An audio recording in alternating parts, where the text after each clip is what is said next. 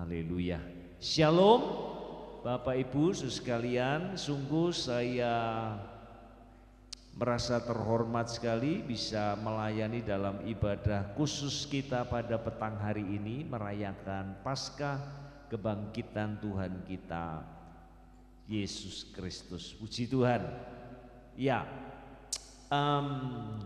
firman Tuhan pada kesempatan ini, saudara, judul adalah hidup sebagai alat kebenarannya. Ya. Hidup sebagai alat kebenarannya. Saudara, mari sama-sama kita akan melihat teks kita di dalam surat Roma pasal yang ke-6 ayat yang ke-13. Roma pasal yang ke-6 ayat yang ke-13. Ya, mari sama-sama kita akan membaca teks kita. Bisa ditampilkan mungkin PPT-nya. Ya. Sama-sama kita baca 1, 2, dan 3. Dan janganlah kamu menyerahkan anggota-anggota tubuhmu kepada dosa untuk dipakai sebagai senjata kelaliman, tetapi serahkanlah dirimu kepada Allah sebagai orang-orang yang dahulu mati tetapi yang sekarang hidup, dan serahkanlah anggota-anggota tubuhmu kepada Allah untuk menjadi senjata-senjata kebenaran. Puji Tuhan, saudara. Nah,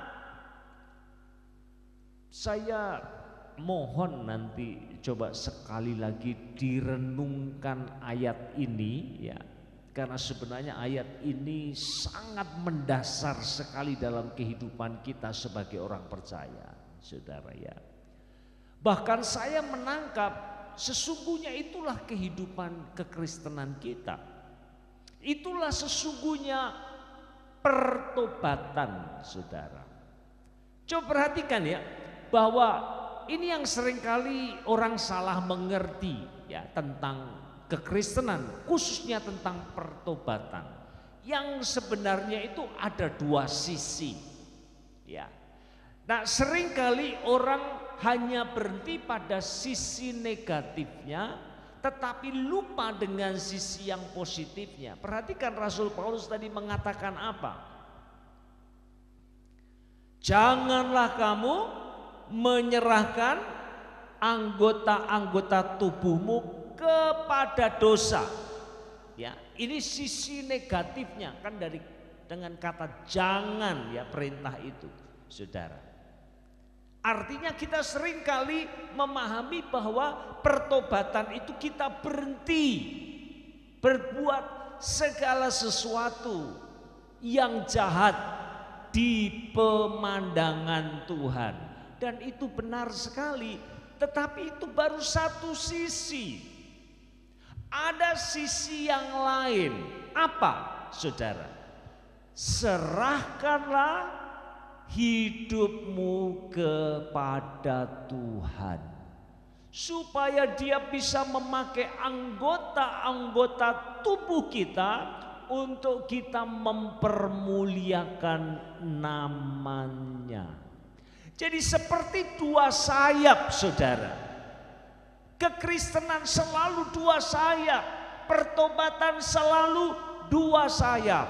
Betul, pertama-tama kita berhenti mendukakan hati Allah dengan perbuatan-perbuatan kita yang berdosa di hadapannya. Tetapi setelah itu harus dilanjutkan kepada penyerahan hidup supaya Allah bisa pakai kehidupan kita menjadi alat-alat kebenarannya. Saudara, perhatikan baik-baik ya. Misalnya saja di surat pertama Tesalonika, ya, pasal pertama ayat yang ke-9, Rasul Paulus katakan apa? Ya, itulah pertobatan mereka, bahwa mereka berbalik dari berhala lalu menyerahkan hidup mereka kepada Tuhan untuk bisa melayani Allah yang benar dan yang esa itu, satu-satunya Allah, saudara. Dan pola ini saudara akan temukan di sepanjang perjanjian baru. Utamanya Rasul Paulus banyak berbicara mengenai hal ini. Dia seringkali mengatakan begini, jauhilah penyembahan berhala, jauhkanlah dirimu dari percabulan, jauhkanlah dirimu dari nafsu orang muda. Saudara, ini semua adalah yang negatif tadi. Jangan, berhentilah berbuat jahat di pemandangan Tuhan, dan itu benar. Tetapi ingat, kekristenan tidak boleh berhenti sampai di situ saja. Amin, saudara. Kita bukan hanya berhenti berbuat jahat di pemandangan Tuhan, tetapi selanjutnya Rasul Paulus katakan apa? Kejarlah keadilan, kejarlah kebenaran, kejarlah damai sejahtera. Artinya saudara, ada yang kita harus katakan tidak, ada pula yang kita harus katakan iya. Utamanya ketika kita menyambut kasih karunia Allah dalam hidup kita, sehingga pada gilirannya Allah bisa memakai kita menjadi perpanjangan tangannya untuk menjangkau dunia yang sedang menuju kebinasaan. Nah, pada kesempatan ini saya mau sampaikan dua kebenaran yang sederhana saja, saudara, ya, berdasarkan ayat teks yang kita baca tadi, ya. Yang pertama, saudara, berilah diri sebelum melayani Dia. Ya, berilah dirimu, serahkanlah dirimu sebelum anggota-anggota tubuhmu. Saudara, mari kita kembali ke pasal yang ke-6 ayat 13 tadi, saudara. Ya, ini menarik sekali. Sekali lagi nanti tolong baca, renungkan baik-baik firman Tuhan ini, ya, sebelum kita semua tidur nanti malam. Ya, mari saya bacakan sekali lagi. Dan janganlah kamu menyerahkan anggota-anggota tubuhmu kepada dosa untuk dipakai sebagai senjata kelaliman, tetapi serahkanlah apa? Dirimu kepada Allah sebagai orang-orang yang dahulu mati tetapi yang sekarang hidup, dan serahkanlah anggota-anggota tubuhmu kepada Allah untuk menjadi senjata kebenaran. Saudara, kenapa Rasul Paulus harus mengulang? Ya, sudah perhatikan tadi, serahkanlah dirimu, lalu kemudian di kalimat terakhir dia katakan serahkan anggota-anggota tubuhmu. Apa maksudnya? Maksudnya jelas, saudara. Ini penting sekali dan banyak kali gagal dilakukan di banyak gereja. Saya kira ini sumber masalahnya sebenarnya. Seringkali orang langsung dikasih panggung untuk langsung melayani Tuhan, tetapi tidak dipastikan bahwa orang tersebut telah menyerahkan hidupnya kepada Tuhan, mengatakan tidak kepada dosa, dimuridkan, baru dikasih panggung. Nah, ini saudara, saya kira penting sekali apa yang Rasul Paulus mau katakan kepada kita pada sore hari ini. Sebelum anggota-anggota tubuh kita dipakai oleh Tuhan, sebelum talenta-talenta yang Tuhan kasih kepada kita dipakai oleh Allah untuk memberkati orang lain, pertama-tama Rasul Paulus katakan serahkan dirimu dulu. Amin, saudara. Kenapa itu penting? Talenta itu selalu cari panggung, saudara. Ini bahayanya. Ya, kalau dibalik berbahaya sekali. Mungkin suatu saat kalau kita nggak dipakai lagi misalnya, mudah sekali orang kecewa, merasa tersingkirkan. Dan saya memperhatikan ada banyak orang yang bahkan rela melakukan apa saja untuk mempertahankan pelayanannya itu. Saudara, kenapa demikian? Karena dibalik. Tetapi kalau kita mengikuti langkah yang Rasul Paulus katakan di Roma pasal 6 ayat 13, mulai dengan penyerahan diri, kita menundukkan diri kita di bawah otoritas Tuhan. Tuhan, ini saya, inilah hidup saya. Mari Tuhan, Engkau pakai seturut dan sesuai dengan kehendak-Mu. Saudara, kalau sikap itu sudah terbangun dari awal, tidak ada yang namanya sakit hati, tidak ada yang namanya kecewa. Saudara, tidak ada. Kenapa?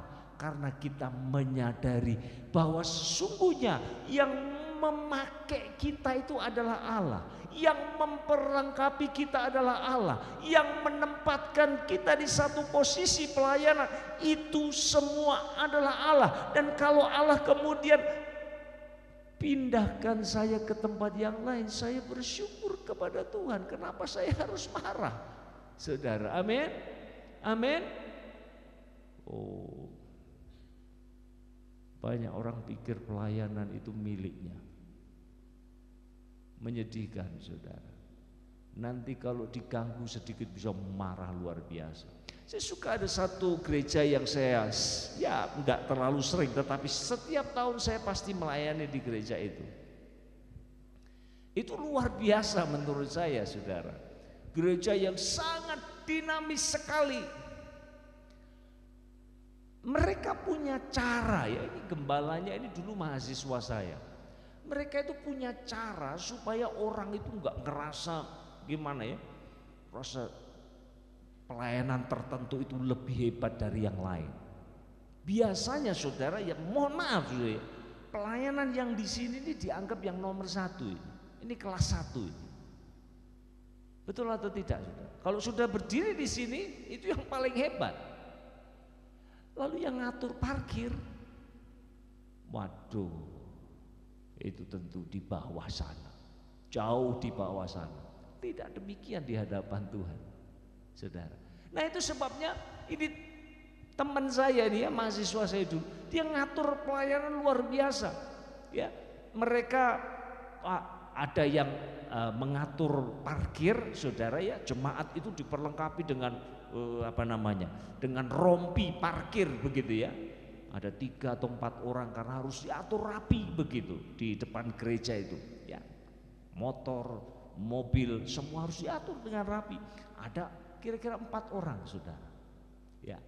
Nah, nanti suatu saat yang WL itu loh, ya, pemimpin pujian itu akan satu saat tugas jadi jukir, jadi juru parkir, saudara. Jadi semua kebagian dirotasi sedemikian rupa sehingga orang tidak merasa dirinya superior, merasa dirinya hebat, lebih daripada yang lain. Saudara, nah ini mungkin saja terjadi karena apa? Karena kita tidak terlebih dahulu menyerahkan hidup kita ini lebih dulu, saudara, di bawah otoritasnya Tuhan. Kalau itu sudah kita lakukan, maka pelayanan sekecil apapun yang kita lakukan bagi Dia itu tidak merendahkan martabat kita. Saudara, di pemandangan Tuhan, semua pelayanan yang kita lakukan dengan sungguh-sungguh itu sama nilainya. Bisa katakan amin? Haleluya, saudara. Ya. Dan saya percaya juga Rasul Paulus ingin ya supaya kita menyadari, dan saya kira seluruh firman Tuhan mengajarkan hal yang sama, bahkan memberikan teladan-teladan yang sangat positif. Sudah perhatikan ya, saya kadang gak habis pikir kalau kita merenungkan Yusuf, katakanlah ya, kepada Yusuf Allah sudah memberikan mimpi dan bahwa dia akan ditempatkan oleh Allah di posisi puncak. Bahkan saudara-saudaranya akan melayani dia, orang tuanya bahkan tunduk kepadanya. Saudara, itu sebuah janji yang luar biasa. Ya, tetapi kenyataannya apa? Saudara, dia dijual oleh saudara-saudaranya, bahkan dia kemudian ada di dalam penjara. Nah, kalau mindsetnya itu salah, saudara bisa jadi saya kira kemudian Yusuf akan berakhir kecewa dan marah kepada Allah. Apa-apaan ini Tuhan? Mana janjimu yang kau nyatakan melalui mimpi itu? Dia akan marah. Tetapi kenyataannya saudara, karena dia menyerahkan hidupnya terlebih dahulu, maka dia melayani Tuhan dengan begitu baik di setiap fase dalam kehidupannya. Sekalipun di penjara, saudara, dia tetap menjadi hamba yang setia. Itu sebabnya Allah kemudian intervensi dan mengangkat dia pada posisi kepemimpinan yang luar biasa. Dan saya percaya itu pula yang seharusnya terjadi dalam hidup kita. Amin. Pelayanan itu hak prerogatifnya Allah. Kita, tugas kita saudara, serahkan hidup kita. Pada waktunya Tuhan angkat kita, saudara, sesuai dengan kehendak dan rencana. Itu yang pertama. Yang kedua, berilah diri dalam semua yang kau lakukan. Saudara, ya, berilah diri pada semua atau dalam semua yang kau lakukan. Nah saudara, saya mau kita melihat ayat ini lebih luas ya, bukan hanya soal pelayanan gerejawi ya. Kalau saya tanya, umumnya kita itu 8 jam katakanlah kerja ya, tidur juga 8 jam saudara, sudah 16 jam, tinggal 8 jam lagi itu macam-macam. Lalu di gereja paling saudara, sisa berapa? Seminggu bisa berapa? Mungkin seminggu ya, seminggu mungkin 5-6 jam itu sudah top itu ya. Mungkin ada cell group di gereja begini, ibadah, ya mungkin persiapan pelayanan sekolah minggu dan sebagainya. 5-6 jam itu luar biasa, 1 minggu saudara. Lalu bayangkan, bandingkan dengan apa yang kita lakukan dalam kehidupan kita, itu sangat sedikit sekali. Jadi kalau kita berpikir pelayanan kita hanya di sekeliling tembok gereja ini, maka sangat miskin sekali pelayanan kita kepada Tuhan. Itu sebabnya pelayanan harus dipandang begitu luas dan mencakup segala sesuatu yang kita lakukan di dalam kehidupan kita. Saudara, Rasul Paulus ya, di suratnya yang lain ya, kepada jemaat di Korintus ya, yang pertama pasal 6 ayat 19 dan ayat yang ke-20, saudara, ini ayat yang sangat kita kenal ya.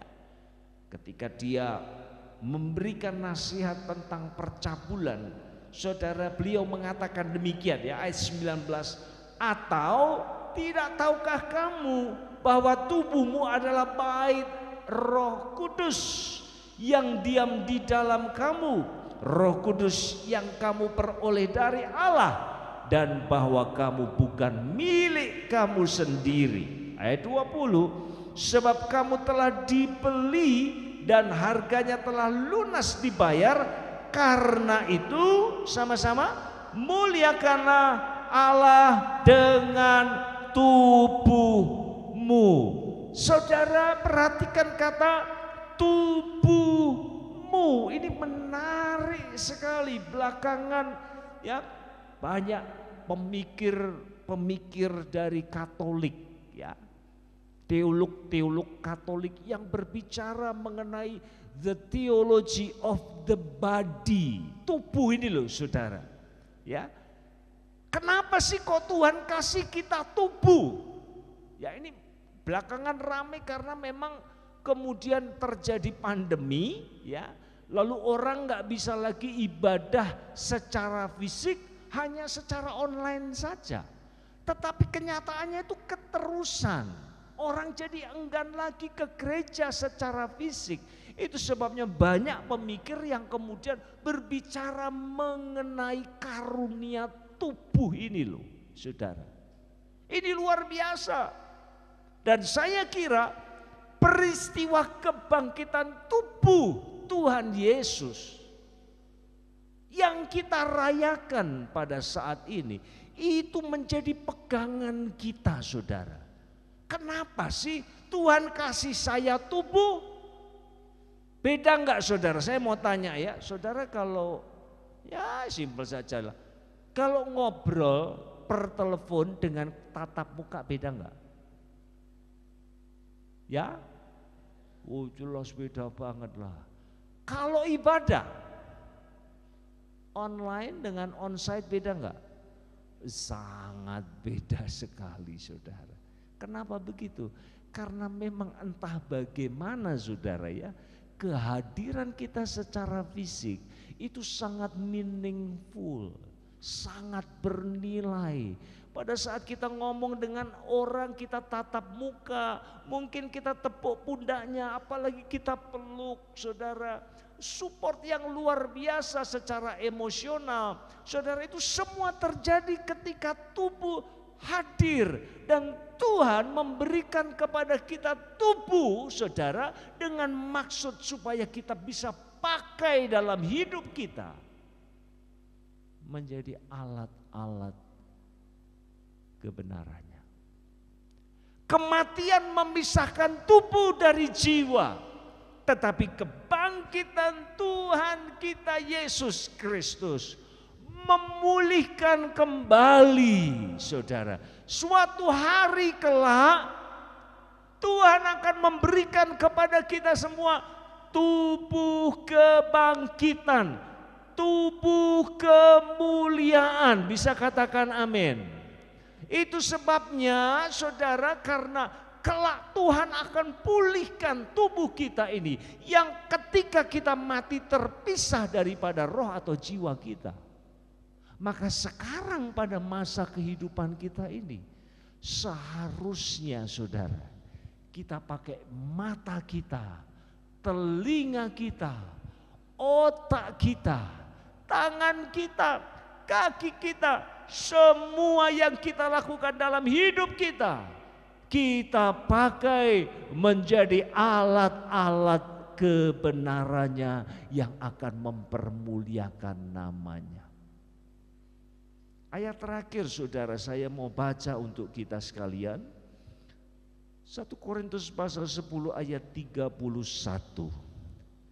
Aku menjawab, jika engkau makan atau jika engkau minum atau jika engkau melakukan sesuatu yang lain, lakukanlah semuanya itu untuk kemuliaan Allah. Saudara, saya suka sekali ya, kapan hari yang lalu saya baca satu artikel pendek yang ditulis oleh penulis favorit saya, salah satunya John Piper.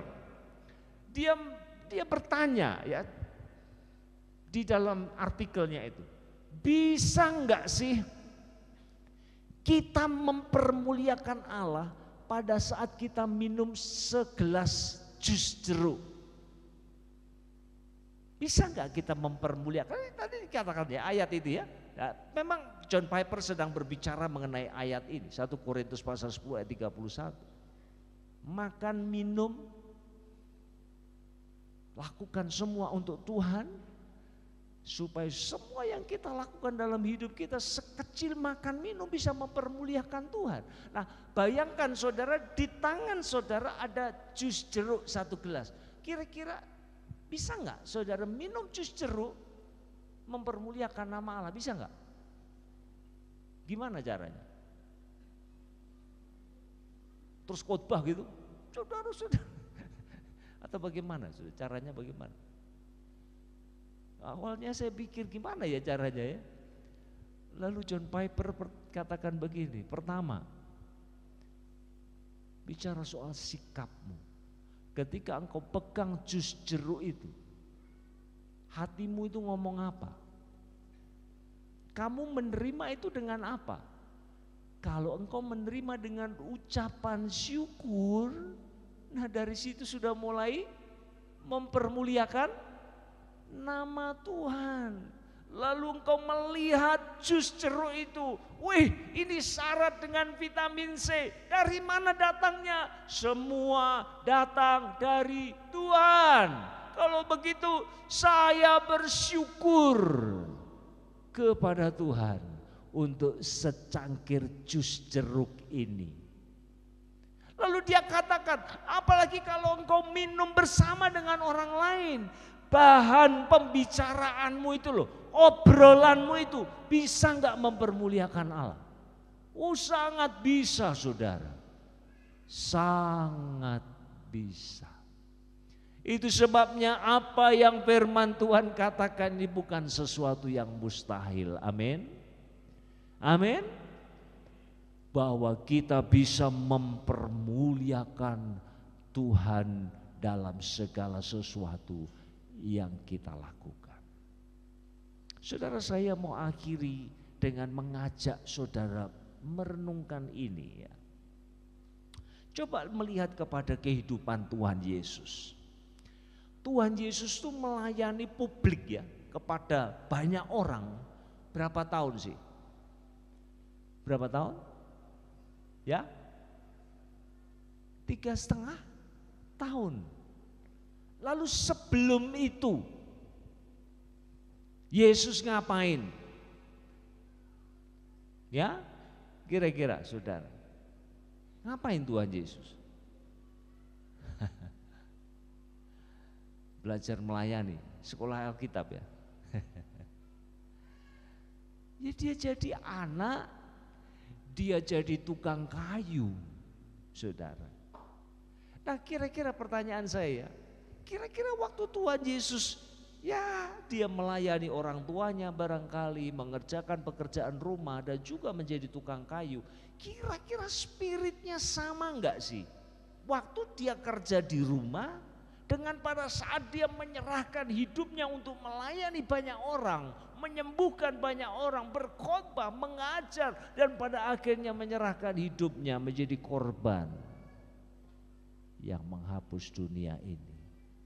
Kira-kira spiritnya sama enggak saudara? Saya kira jawabannya harus sama. Dia manusia yang sempurna, yang tidak bercacat celah.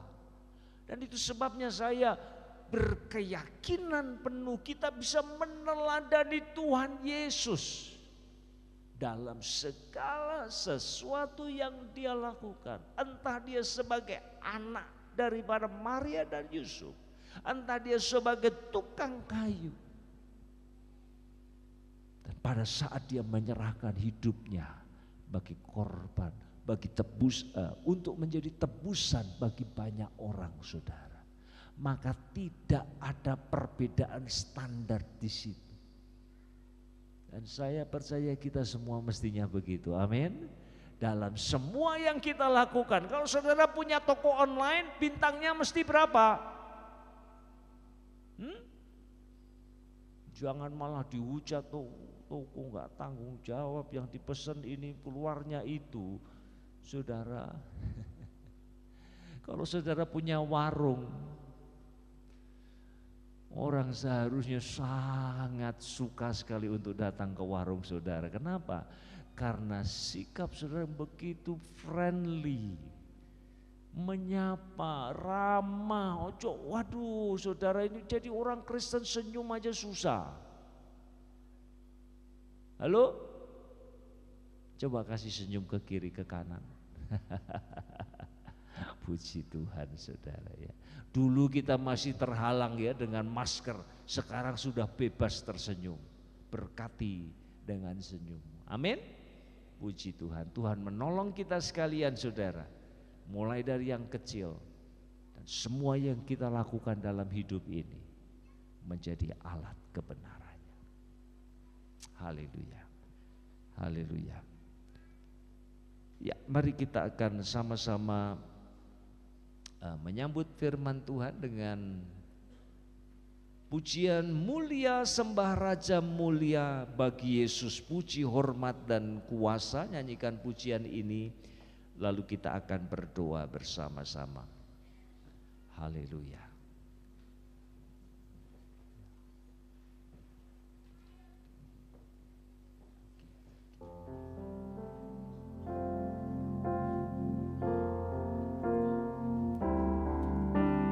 Mulia, sembah Raja mulia bagi Yesus, puji, hormat dan kuasa.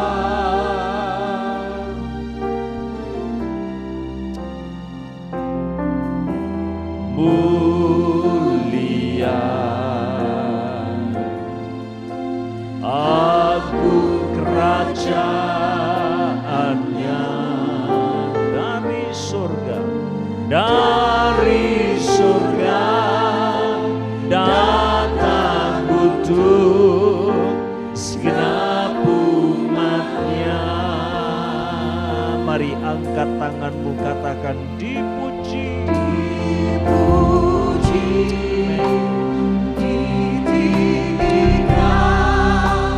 Namanya Yesus, hormat dan muliakanlah Yesus Raja.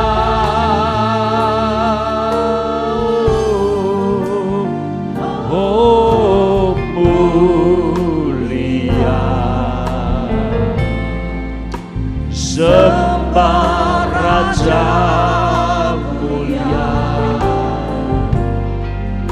Dia telah mati, dibangkitkan jadi Raja. Mari saya jemput kita berdiri bersama-sama, nyanyikan pujian ini sekali lagi. Ditinggikan namanya Yesus, hormat dan muliakanlah Yesus Raja.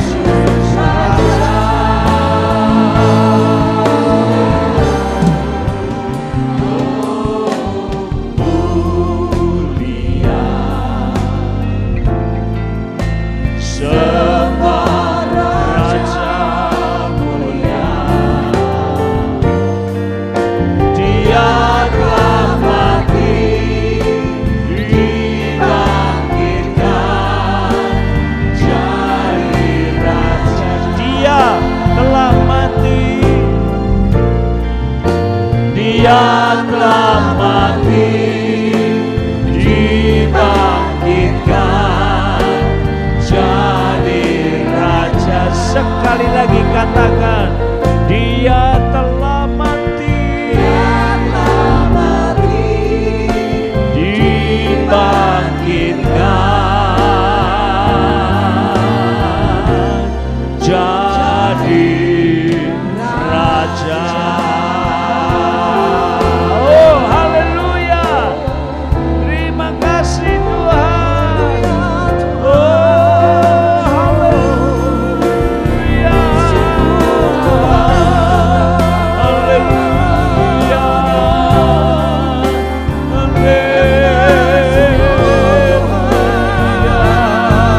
Terima kasih Tuhan, terima kasih Yesus.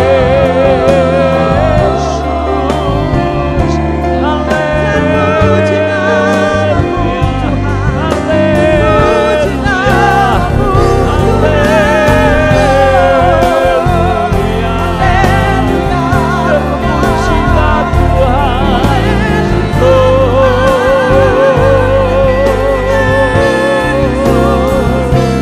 Terima kasih Yesus. Haleluya, haleluya, haleluya, haleluya, haleluya. Terima kasih Tuhan, terima kasih. Haleluya, Kristus telah bangkit. Pada gilirannya nanti kelak suatu saat kita pun akan menerima tubuh kebangkitan itu. Untuk sementara waktu kita menjalani kehidupan di muka bumi ini, pertanyaannya, engkau mau pakai untuk apa hidup? Firman Tuhan katakan, serahkan hidup dan serahkan anggota-anggota tubuhmu menjadi alat kebenarannya. Siapa di antara saudara yang rindu pada kesempatan ini? Saudara ingin supaya hidup saudara akan dipakai Tuhan dengan cara-caranya yang kreatif untuk mendatangkan kebesaran dan kemuliaannya. Saudara yang ingin didoakan, mari angkat tanganmu bersama dengan saya.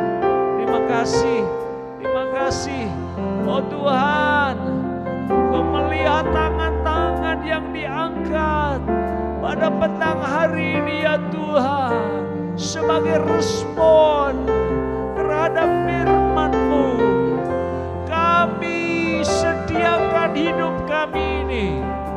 Kami mau serahkan hidup kami kepada Tuhan, supaya Tuhan bisa pakai kami dengan cara-cara yang luar biasa. Mari Tuhan pakai kami. Terima kasih Bapa di surga. Kami percaya gereja-Mu ini akan menjadi berkat ya Tuhan, dimanapun anak-anak-Mu berada. Apapun yang mereka kerjakan, mereka akan jadi alat-alat kebenaran. Terima kasih, kami kembalikan segala puji, hormat, serta syukur hanya bagi Tuhan saja. Demi nama Tuhan kami Yesus Kristus kami mengucap syukur, kami berdoa. Semua yang diberkati oleh firman Tuhan sama-sama katakan amin. Silakan duduk, Tuhan.